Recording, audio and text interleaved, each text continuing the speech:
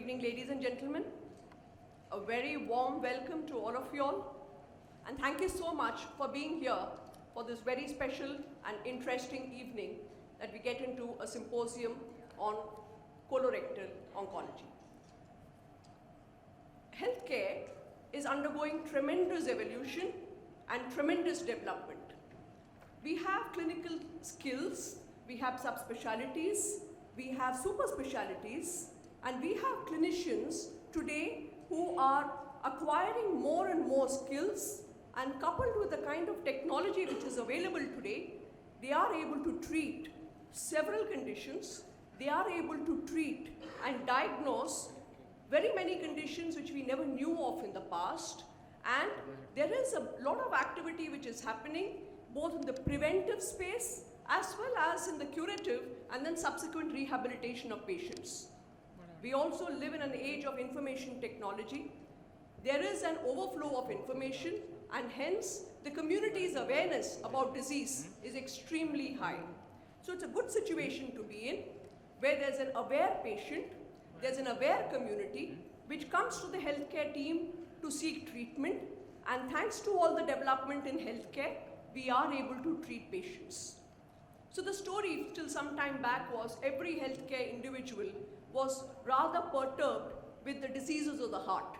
If it was cardiac and cardiology which was the major source of concern for all healthcare providers, I think I wouldn't be wrong in saying cardiac has moved over, and today we are in a situation where the disease burden in the community is more and more of oncology. So the need of healthcare today is to look at various aspects on how do we tackle oncology, what should be our approach to rid community or treat community of its oncology burden. Over to you, sir.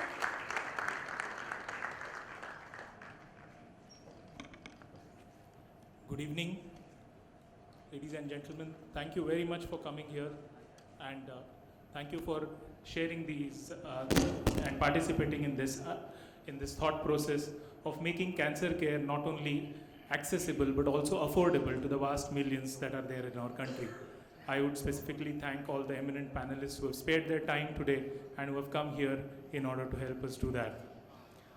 Without much ado, I would like to first invite our first panelist on stage, Padma Shri Professor Dr. Rajendra Badwe. Ladies and gentlemen, we rarely get this opportunity to listen to the words of a great and knowledgeable speaker.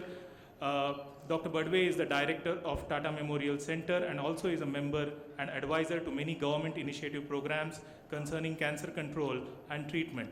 He is an internationally acclaimed, outstanding oncosurgeon and research scientist having an experience of around 4 decades. He has been conferred for his scientific and academic career with various awards, including Padma Shri Lal Bahadur Shastri Award in 2013, and most of all, I am testimony to the fact he's a very passionate teacher and helps to spread the knowledge of cancer to one and all who come in touch with him. I welcome Dr. Badwe and request Dr. Narayani, Zonal Director, Fortis Hospital, Mulund and Kalyan, to welcome him with a bouquet. Dr. Narayani, please.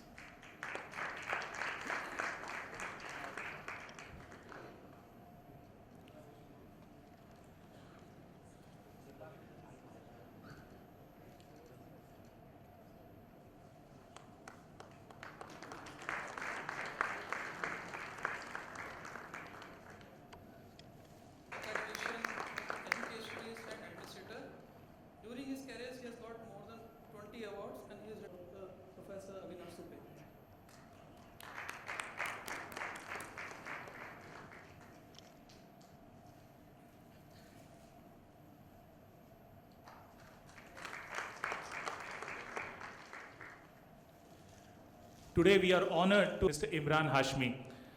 Thank you very much, Mr. Emraan, for sparing your valuable time. And I must mention here that he agreed to this within a very short notice. We as lay people think of celebrities as always people who keep people waiting, delaying programs, but it is really very, very appreciable of you to have come absolutely on time and on a short notice just because he believes in the cause. I would request Mrs. Rinku Mavani, Marketing Head, Fortis Mulund, to welcome Mr. Hashmi with a bouquet of flowers.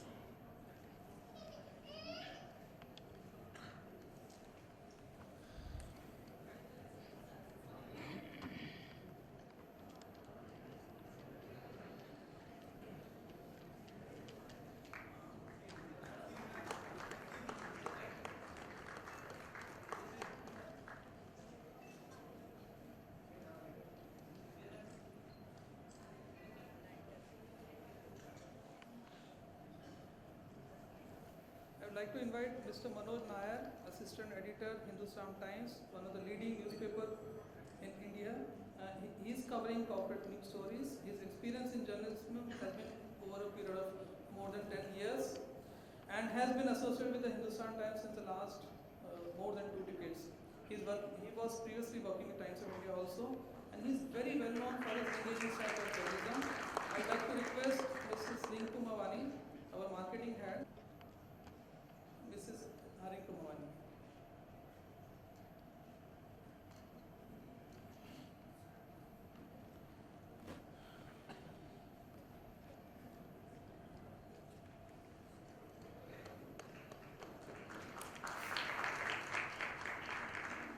Last but not the least, I would like to invite Mr. Bhavdeep Endeavor.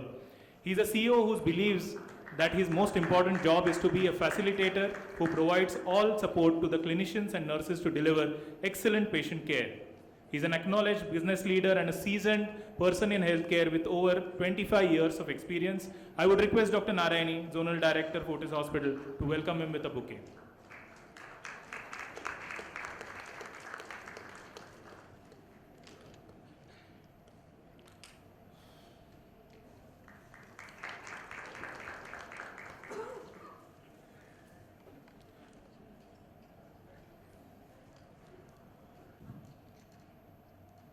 I guess there are 2 or 3 reasons. Let me tell you what is not the reason. What is not the reason is that there is no increase in the incidence of cancer in India, and which is the biggest achievement of this country. There are 4 other countries that come in line, the famous BRIC countries, where the economy is on the rise, whether it's Brazil, Russia or China, and India is one of those 4 countries. And cancer incidence in all these 3 countries other than India, it's risen by anywhere from 12 to 24%, whereas that in India has been a straight line. The incidence has remained constant. Then why is the perception that it is more? And the perception is more because of 2 reasons. One is urbanization does increase the incidence of cancer, the numbers, the absolute numbers increase. And urbanization is happening everywhere, so the absolute numbers will increase, but so is our population. So the denominator increases, the numerator also increases, and the net incidence remains a constant. The second important thing, whether we should be happy about the second reason, that the amount of money at the ground level has increased remarkably. That has allowed individuals to seek treatment on various these things for cancer. And the third reason is that the absolute percentage of curable cancers have increased by almost 50 to 60%, whereas the incidence of incurable cancers is going down remarkably in the last decade or so. So there are a lot more people who are walking on the streets of India cured of cancer. There is no more taboo that I have cancer or I don't have cancer, which makes it that there are a lot more people talk about it. Very well said, sir. The prevalence of cancer is quite high in India, and it is rapidly increasing, around 70 to 90 per lakh. Every year we are seeing annual incidence. I will not say prevalence. Actually, if you see, the cancer is increasing in numbers. If you say it was about, say, 10 years ago in India, it was, say, 8 lakhs. Now it is, say, 1.2 new cases coming up. That means it is increasing, no doubt about that. But in Mumbai, we always get 2 types of cases. People who are staying in Mumbai and people coming from outside. And the outside load is tremendous. Now in municipal hospitals, if you see, their hands are studded with many other things. From, say, dengue to lepto to even any other benign diseases. But still, a department like, say, general surgery or our GI surgery, many other departments, so most 30% of patients will have cancers. And what Dr. Rajan said is absolutely true. We are now seeing many patients which are curable kind of a thing. I mean, once upon a time, if somebody has a leukemia, we used to say, okay, he's gone. Today it is not so. A young child of leukemia can have almost reasonably 90% cure in many cases. So I think we are changing the type of patients coming to us. So even public hospitals also are changing towards And as I said, 30% of our load is cancer load. Yes. And that is what municipal hospitals cope up. Mr. Bhavdeep Singh, as a private sector, Step back for a second. We have challenges on multiple healthcare fronts. You heard Dr. Naraini mention a few minutes ago about the fact that for quite some time, for many years, the only thing we talked about was cardiac. before I know you have gone through a personal journey which had its with cancer, with this brush with cancer and the book, which was so nicely written. What is now the difference you observe when you were not, when cancer was something distant and now when it is something when you have experienced personally? Before I know you have gone through a personal journey which had its with cancer, with this brush with cancer and the book, which was so nicely written. What is now the difference you observe when you were not, when cancer was something distant and now when it is something when you have experienced personally? Well, first of all, good evening, everyone here. Thank you so much for inviting me. First of all, I want to, for people who have not read the book or don't know about my son's cancer, I'll give you a bit of a lowdown on what happened in 2014. My son was at that time 3 years, 10 months, and he was diagnosed with a condition called Wilms tumor. It's a very rare case of kidney cancer. It happens to a very small percentage of kids worldwide. And my son happened to be part of that unfortunate percentage of kids. This discovery of this cancer, the first very bizarre symptoms were over a very usual brunch at a 5-star restaurant in Mumbai when we had come back from a New Year trip in January. And there was no accompanying fever, there was no vomiting, there was no discomfort that my son had. He was extremely ill. He's a very, very positive, very, very energetic kid. And that day he happened to pass blood in his urine. And we as parents obviously freaked out. We took him to the nearest hospital. That's where we all get treated. That's in Khar, Hinduja. And his pediatrician, Dr. Ajit there, did the tests. And we found a 9-centimeter tumor that was growing on top of his left kidney. And for any parent, I'll speak for ourselves, for me and my wife, when we heard the news, it's like the ground beneath our feet had been ripped off. Cancer, the perception of cancer for a layperson like me, and I consider myself as a layperson because with education, with even staying in Mumbai, you've heard of people get cancer, but you don't actually go to the depths of it unless you have someone close to you diagnosed with the disease. My perception of cancer was this monster that is going to take my son's life. Because of a lot of things, maybe the way it's been projected in the media, maybe the way just the general vibe of what cancer has done worldwide. It has overtaken heart disease over the past decade. It's very prevalent in our country, in rural and because of urbanization in most of the places. And you're constantly hearing about deaths related to cancer. And that was my, prime fear at that point of time, that this is going to take my son's life.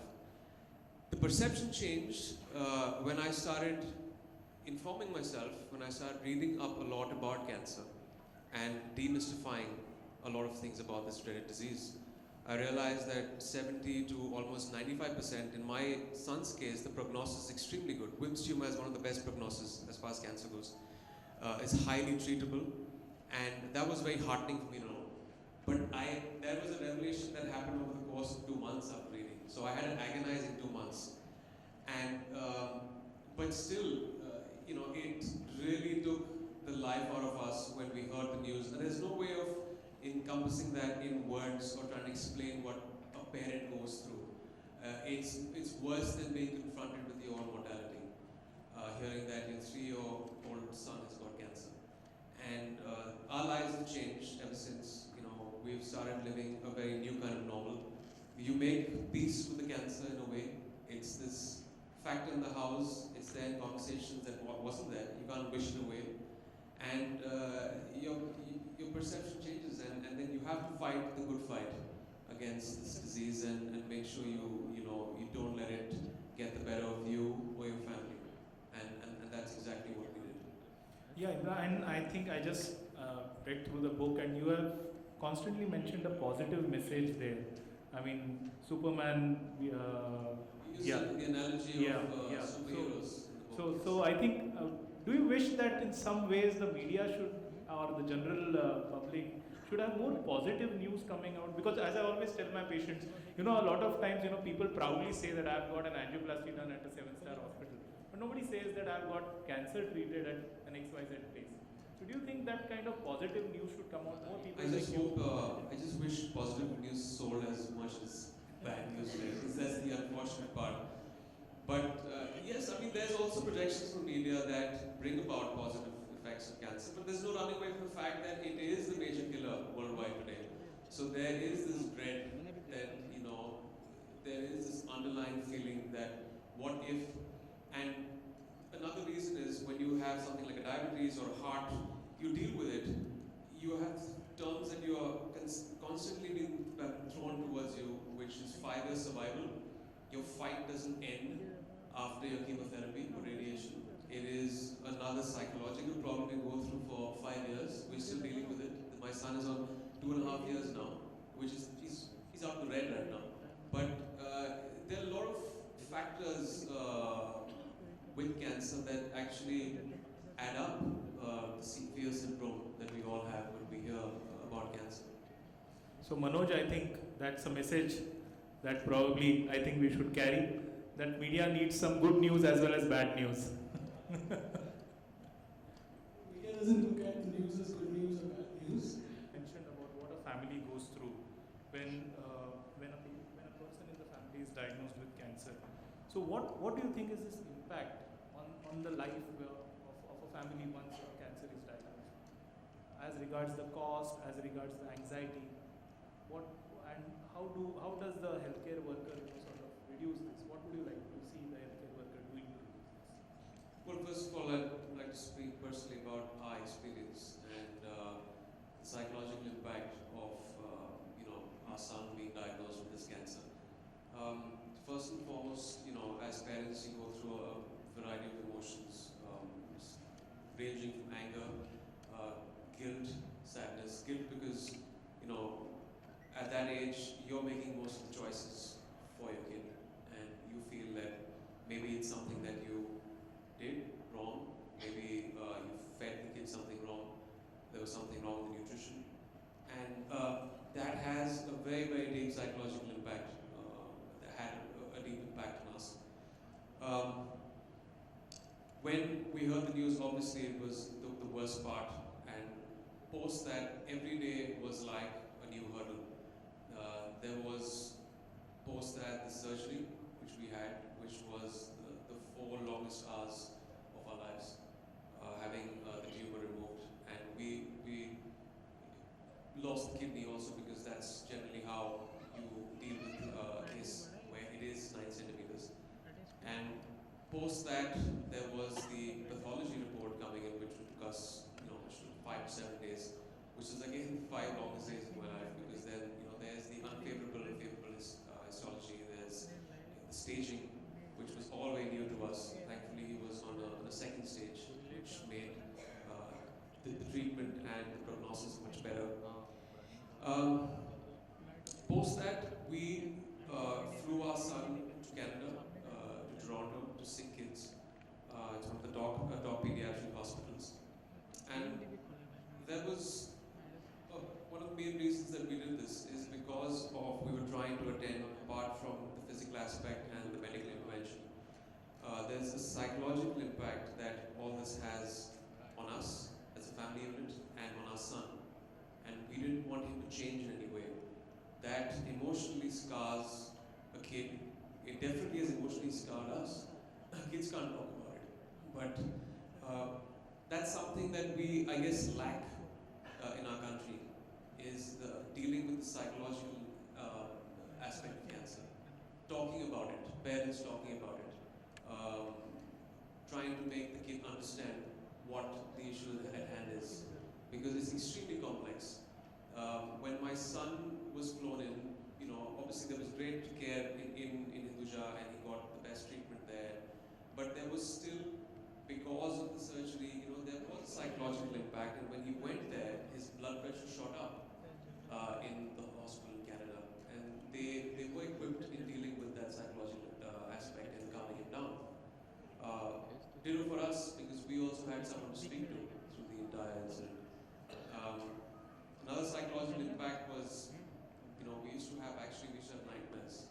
I came back to Bombay, I didn't get sleep, I was working here, I came back from my shoot after a month from there. I left my wife and my son when he was being treated there. And I used to get all of 1 hour of sleep in the night. And it was hell for me. But that's something that I guess every parent has to deal with. And eventually, I don't even know if I need counseling after this. So I feel that India needs more units in hospitals. I think they are starting that right now. It's in the infancy. They have a field abroad which is psychosocial oncology, which deals with attending to the counseling sessions for parents and for even for youngsters. So it has had a deep psychological impact, something that I fully don't understand yet. I don't know the psychological impact that it's had. And as far as the cost goes, of course, my family could deal with it, but there is this huge problem, surmounting problem that you see in real India, in rural India, because I've got so much fan mail on Twitter and on my mail after the book was written, that generally the cases are, there's a late diagnosis, there's no awareness there, there's illiteracy, they don't understand what cancer is, there's social stigmas there, and when they find the cancer, it is so expensive that it's untreatable, and they can't do it at that income group. But now I believe there's metronomics, which has started off in India, which is again making it extremely approachable. A few hundred rupees for a treatment of in an entire month, which is a paradigm shift, and I think it's really set the standard for India and the costing here. But yeah, costing is again a key issue for that income group, which needs to be attended to. Yeah, definitely. I think psychological impact is something that we often discount as doctors. I mean, as doctors, we tend to concentrate on the disease. We tend to concentrate on curing the patient physically. So, holistic care is something that is required. Well, I think first of all, when a celebrity takes upon himself to endorse pan masala, he's definitely being very ignorant.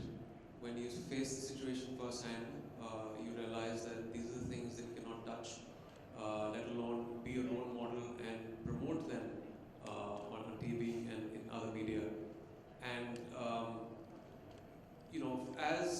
as an actor, you do have a social responsibility, but where does the ignorance? How do you kind of connect that? Because till my son didn't have cancer, I didn't realize most of the hurdles that I had to cross in that situation. There, for example, cancer is a very minuscule percentage is genetic, and I realized that the lifestyle is a huge part to play in cancer and fighting it. So there were two options left to us: either we treat the cancer momentarily, or you nip it in the bud. How do you do that? You get down to actually making huge lifestyle changes. For example, sleeping, handling stress, your diet. A lot of dietary things that are promoted by celebrities, they still don't know that is harmful. Kerala has started a very good thing, the fat tax, which has been started, which I tweeted yesterday and felt that it should be inculcated in all states. And as far as cigarette smoking, as far as smoking goes, I feel forget about taxing, it should be banned.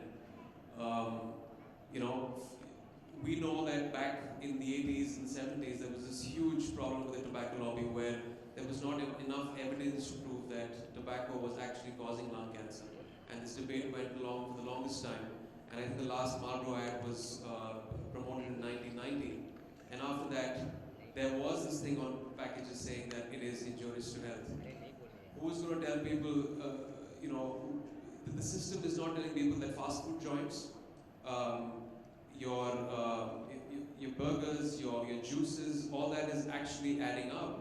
There are carcinogens out there. Who's going to inform people about all those things? So there's a lot of things that the system needs to put forth and say that these are harmful and this is cancerous.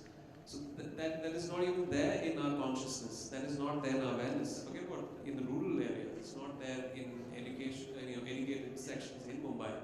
We don't know about it. After reading up everything, I have stopped sugar completely in my house because just like there was a ban on tobacco, very well soon enough the next decade you're going to know that sugar is one of the most toxic substances. I'd rather have a cigarette than have sugar, refined sugar.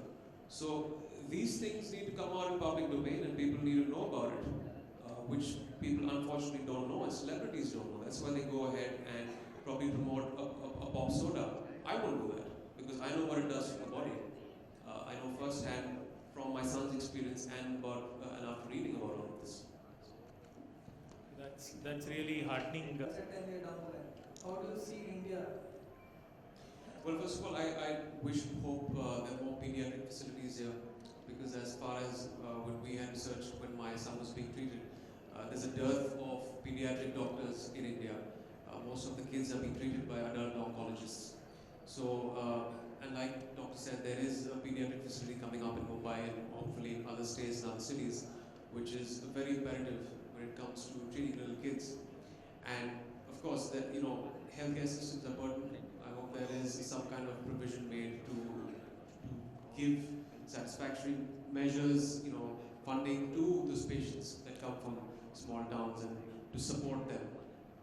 The main cause over there for some mounting expenses, like I've heard, is late diagnosis, which when it reaches that stage, it becomes very hard for them to kind of pay up, and then they eventually drop out of treatment. And one thing that I also realized when I went abroad for the treatment of my son, there isn't much emphasis in the medical world on the lifestyle issues of cancer. Everyone is going down the approach of, you got a problem, pop a pill.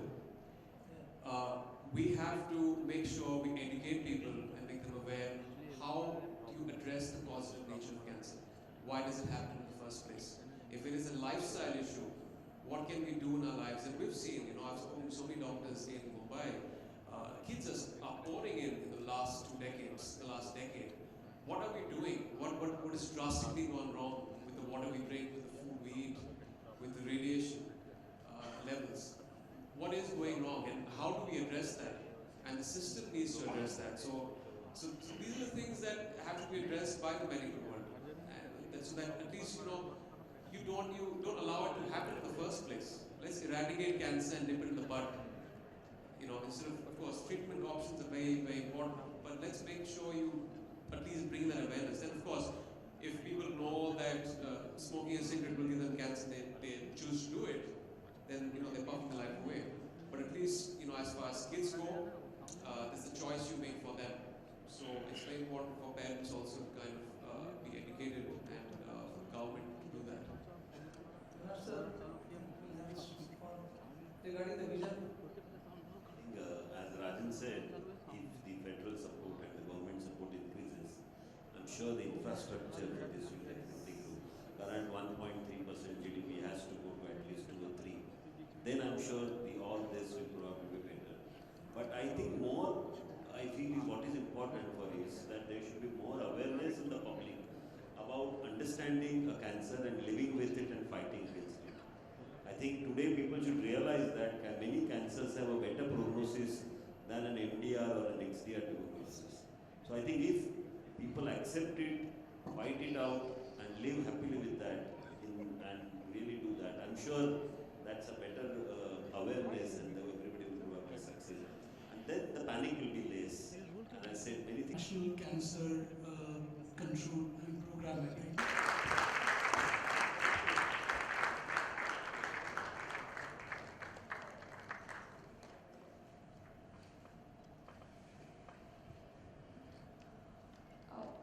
I'm going to ask Dr. Tejinder Singh to kindly, and that's a good thing. I think why don't both.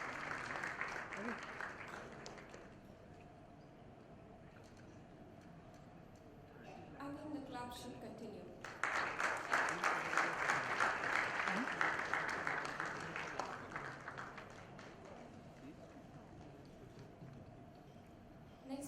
to give a memento to Ms. Shouldn't you do that?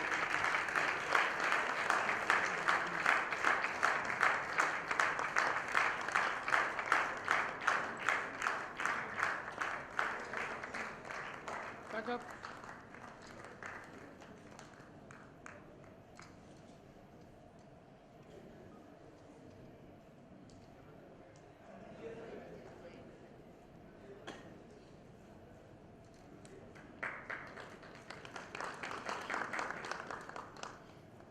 I would, one mention that I would do is Mr. Emraan Hashmi's book, The Kiss of Life, has become a national bestseller. And really, I would encourage everybody to go ahead, buy this book and read it. I've read it, done it myself.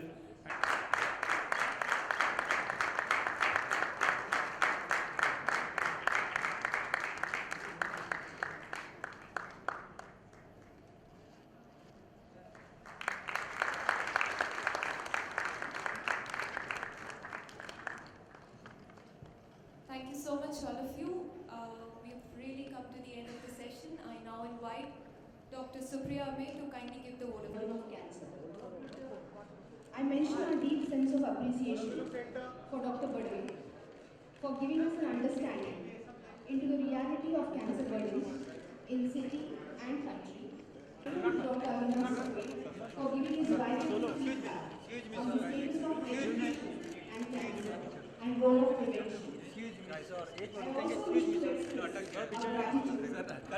Emraan Hashmi for sharing his to Mr. Noix for expressing his ideas on creating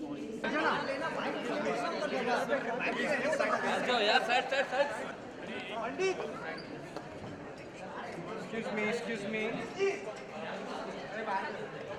Imran भाई एक minute यहाँ एक minute रुक नहीं हो गया अरे भाई मोबाइल थोड़ा पीछे आ जाता है भाई तुम मोबाइल थोड़ा पीछे आ जाओ बचिए ना एक बड़ा सर एक मिनट अरे दादा ओ दादा आप जरा खाना एक मिनट जल्दी कर मनोज डन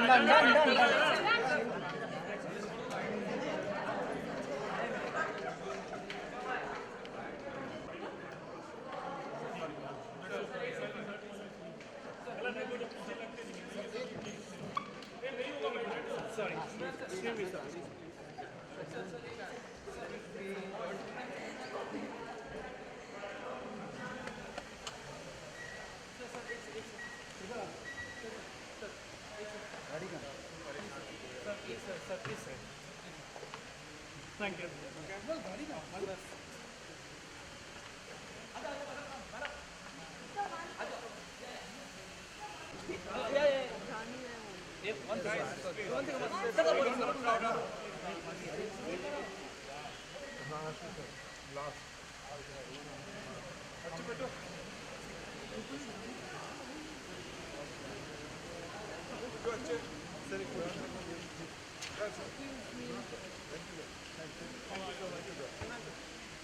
जल्दी जल्दी आ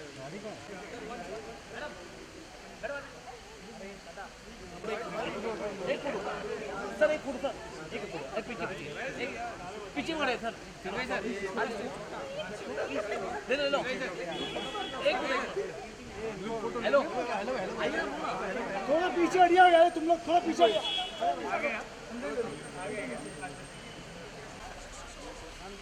हट रे साइडला आहे सॉरी